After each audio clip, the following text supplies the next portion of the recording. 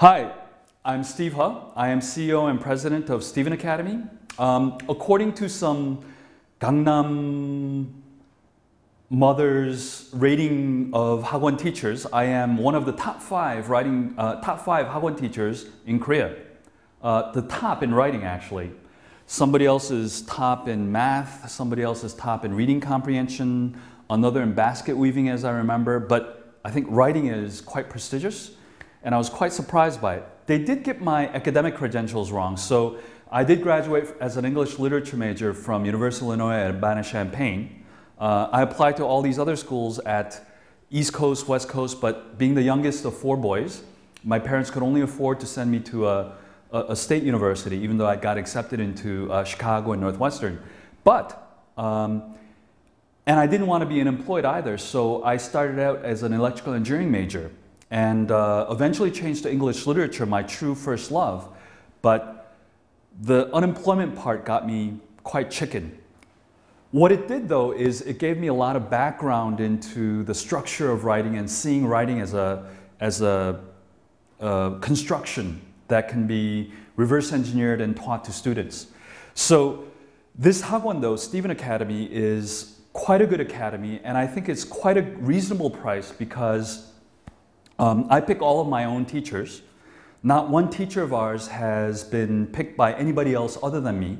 I see all of their demonstration classes. I interview them personally. Not one teacher has been picked by anybody else. And I think that maintains the quality of the StevenAcademy brand. However, because we abide by all the Ministry of Education rules and we pay all our taxes, it also de facto makes us one of the cheapest Hagwons in the Seoul Gangnam area. Cheap, however, does not mean that we are cheap in quality, low in quality. We are quite good, again, because of the teaching and the teaching staff and the direct interview and mock class viewing and direct picking of all of our teachers. Now, we teach all of the AP subjects all year round, all of the SAT 2 subjects all year round, new SAT, ACT, TOEFL, anything that you need to get into a US undergraduate degree program in America. So we also have a CENT class, what we call the CENT class, which is an acronym for 7th, 8th, 9th, 10th, including 5th and 6th graders too, which is more of a feeder program into our college prep courses. Because at core, writing and English is the key to doing well on the SATs and ACTs. So I myself teach ACT writing, SAT 1 writing, new and old, and the academic writing. Now, most teachers, in my opinion, don't teach the body paragraphs very, very well. They teach the introductions and the conclusions very well because it's a very teachable area of the writing platform because there's a lot of things that teachers need to do. You have to teach the hook, you have to teach the thesis, you have to teach the background, and then you have to teach the conclusion, how not to be redundant when you do the thesis again, when you do the background again in the conclusion. I teach the body paragraph, of course the introduction and conclusion too, but the body paragraph is the key, I believe, because that's where all the argumentation, that's where all the analysis comes in. And American teachers, Western teachers, when they complain about how not good Korean students are, the number one complaint is that their analysis is not good. Their argumentation is not good. Your analysis is not good. Your argumentation is not good. So I teach that. I teach argumentation in the body paragraph. The key to doing well in writing. The key to doing well in academic writing. So when I started out as an electrical engineering major, it taught me all of the engineering type of thinking and philosophy to take apart the writing of good writers and put it back together, or teach students to put it back together into a very coherent whole essay. So when the students are able to see the writing process step by step, structure by structure, like I am taking an iPhone, I'm taking it apart, showing students how to take it apart, and showing students how to put it back together. And the putting back together is you're writing your own essays. in the structure of academic writing on the SAT-1 test, on the ACT test, on the TOEFL test, and in your homework in school too. Now, to be more specific about the SAT-1, in particular the 2016 new SAT-1, it is perhaps the most close to real academic writing as possible. 50 minutes, you get a long reading passage that's about a page long. You have to read it. You have to refer to it in citations. And that's the very, very difficult thing. That's something that a lot of non-Western students do not do very well.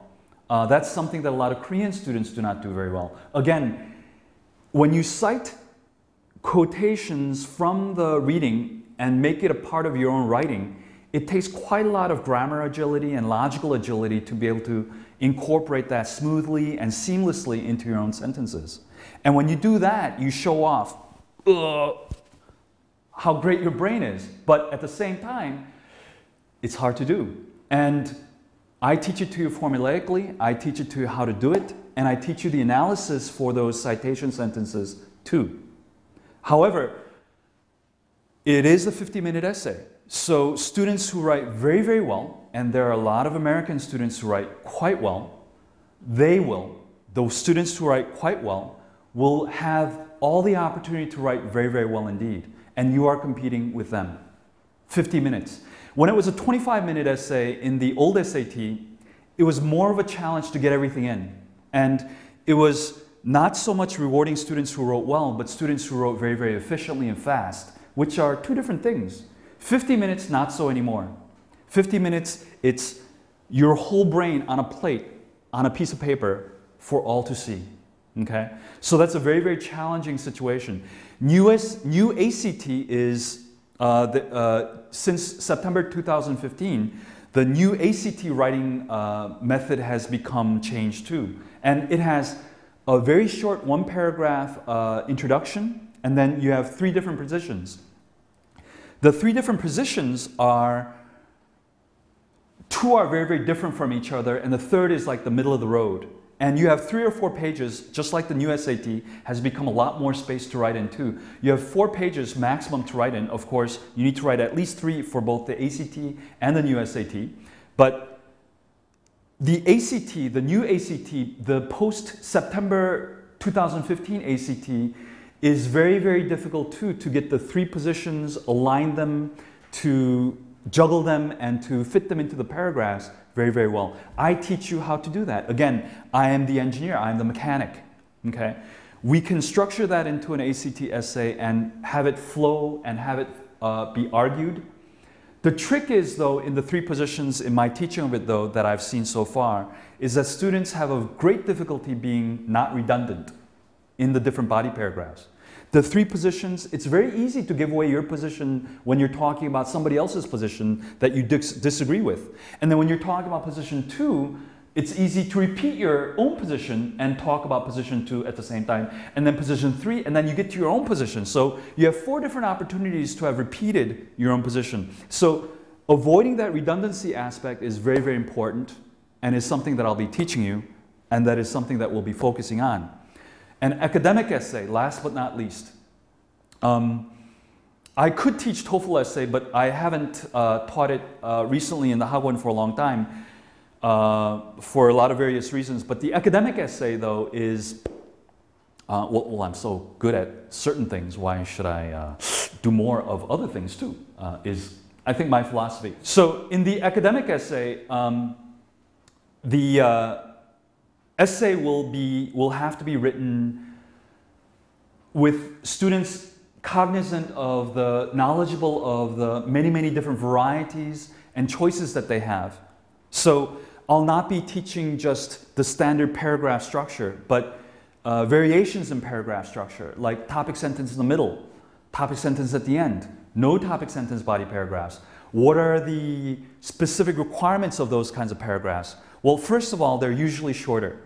And topic sentence in the middle, for example, the beginning sentences have to be very, very obviously and very, very clearly unified. And to do that, there's a certain way that we have to write. Because in such a long essay where these variations occur, and not your standard 5-paragraph essay, you have to be varied in your structure in your body paragraphs. Otherwise, it becomes boring. So in order to avoid the monotony of having the same structure all the time, in a very, very long academic essay, you need to have those variations. And to simulate that, but also at the same time for me to not avoid going into a lot of literature and literary analysis, I usually teach with 2 short stories, like D.H. Lawrence, Ernest Hemingway, The Battler, D.H. Lawrence, The Fox, D.H. Lawrence, The Rocking Horse Racer, Guy de Maupassant, The Necklace. So these short stories, when they're paired together, the most difficult writing task, I believe, is the comparison essay. So we compare the 2 short stories, and you have to, as a student, juggle the 2 stories and the themes all into one. And well, anyway, that's an overview. It's kind of getting a little bit too much into class, and I thought maybe I might be losing you in sleep or something like that. So wake up, okay? But anyway, to sum up, that's it. That's for me, Steve Huh. And so if you take my class, I will go into a lot more detail about what I'll be teaching you. If you take my class, I will go into making you the good writer that you should be and deserve to be. And if you take my class, you will feel comfortable in the writing process, which most students, for not being not being clever, but for most students is a very, very uncomfortable and difficult task. It needn't be if I'm there. Okay? So, take care. Thank you. And I'm Steve Huh.